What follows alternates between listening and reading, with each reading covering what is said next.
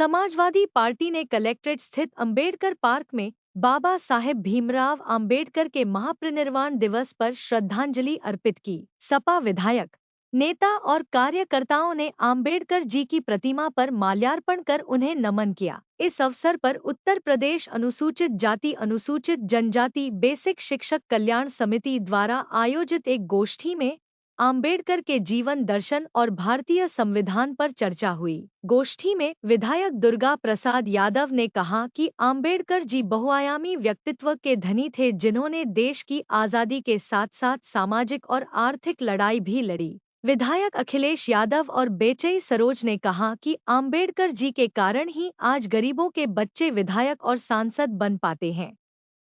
समाजवादी विचारक जीएस प्रियदर्शी ने अंबेडकर जी के जीवन को मजदूरों, गरीबों और मजलूमों के लिए समर्पित बताया। उन्होंने कहा कि अंबेडकर जी ने संविधान में गरीबों, मजदूरों, किसानों, महिलाओं, दलितों और अल्पसंख्यकों के लिए विशेष प्रावधान किए। सपा जिलाध्यक्ष हवलदार यादव ने कहा कि समाजवादी पार्टी अखिलेश यादव के नेतृत्व में अंबेडकर जी के सपनों को पूरा करने के लिए प्रतिबद्ध है और भाजपा सरकार द्वारा संविधान और लोकतंत्र को खत्म करने के प्रयासों का विरोध करेगी। कार्यक्रम की अध्यक्षता लालचंद ने की। इस अवसर पर बड़ी संख्या में सपा नेता और कार्यकर्ता उपस्थित रहे। आज बाबा साहब के परिनिर्वाण दिवस के अवसर पर हमारे साथियों ने बाबा साहब का व्यक्तित्व और संविधान इस विषय पर एक गोष्ठी आयोजित किया था। इस गोष्ठी में सभी वक्ता साथियों ने बाबा साहब के कृतित्व और व्यक्तित्व पर प्रकाश डाला है और सब लोगों ने एक स्वर से बाबा साहब के रास्ते पर चलने का संकल्प लिया है। इसलिए बिना बाबा साहब के रास्ते पर चले, बाबा साहब के विचारों को आगे बढ़ाए, दलित, पिछड़े और अल्पसंख्यक समाज का भला नहीं हो सकता है। इसलिए सब लोगों को एकत्र करके बाबा साहब को पढ़ना चाहिए और जानना चाहिए। क्या कहना आज के दिन? लालचंद राम, उत्तर प्रदेशी अनुसूचित जाति जनजाति बेसिक शिक्षक कल्याण समिति उत्तर प्रदेश इकाई आजमगढ़ के संगठन का संरक्षक हूं और कार्यक्रम के संयोजक के रूप में आज यह जो बाबा साहब डॉक्टर बी.आर. अम्बेडकर का महापरिनिर्वाण दिवस मनाया गया है, यह मेरी देखरेख में संपन्न हुआ। भारतीय संविधान आज जो है खतरे में है। जो सरकार आज सत्ता में है, चाहे वह प्रदेश में हो चाहे देश में हो, वह आप देखे होंगे कि संविधान की प्रतियां जलाई जाती हैं। संविधान में 51 यह अनुच्छेद 51 में जो है यह प्राविधान है कि वैज्ञानिक सोच को बढ़ाया जाए, लेकिन आज जो है यह भाजपा सरकार जो है धर्मांधता को बढ़ा रही है। जगह जगह जो मस्जिद है उसमें मंदिर खोजने की बात की जा रही है। तो संविधान में प्रावधान है कि 1947 के पूर्व में जो भी धार्मिक स्थल थे उन स्थलों को यथास्थित बनाए रखा जाए, लेकिन आज जो वर्तमान सरकार है वह पूर्ण रूपेण जो है हिंदू और मुस्लिम की बात करके समाज में सांप्रदायिकता का जहर घोलने जा रही है, जो लोकतंत्र के लिए बेहद खतरा और शर्मनाक बात है। तो ये देश कैसे चलेगा? यह देश जो है भारतीय संविधान से चलेगा, लोकतंत्र से चलेगा। ये जो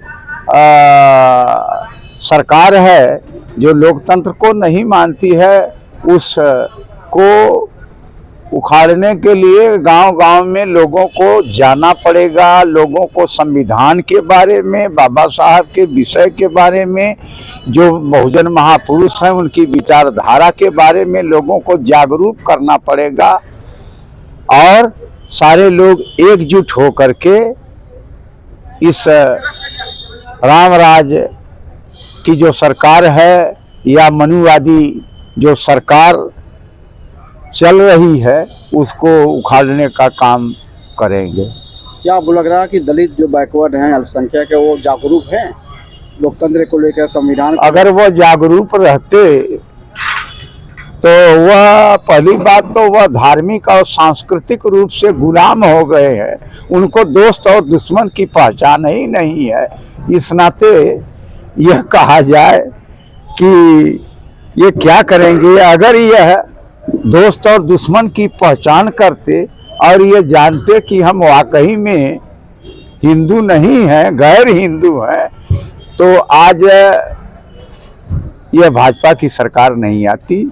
आज जो है बहुजन समाज की 85% के लोगों की सत्ता होती और ये हुक्मरान होते देश पर। तो बीएसपी भी जो है बाबा साहब के संविधान की बात करती है, तो आप वर्तमान सरकार को एक तरफ आप देखते हैं और बहन कुमारी मायावती जी को आप कहाँ देख रहे हैं ऐसे में? बहन कुमारी मायावती जी बहुजन की बात न करके वह सर्वजन की बात करती हैं, और जब सर्वजन हो जाएगा तो समर, बहुजन जब होगा तब समर होगा, समर होगा, लेकिन समर में जो ही समरसता आएगी तो जो लड़ने वाले हमारे जीवाणु हैं वह शिथिल पड़ जाएंगे, और यही समरसता बनी रही तो वह जीवाणु जो है मर जाएंगे।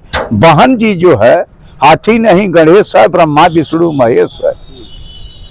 बाभन शंख बचाएगा, हाथी बढ़ता जाएगा।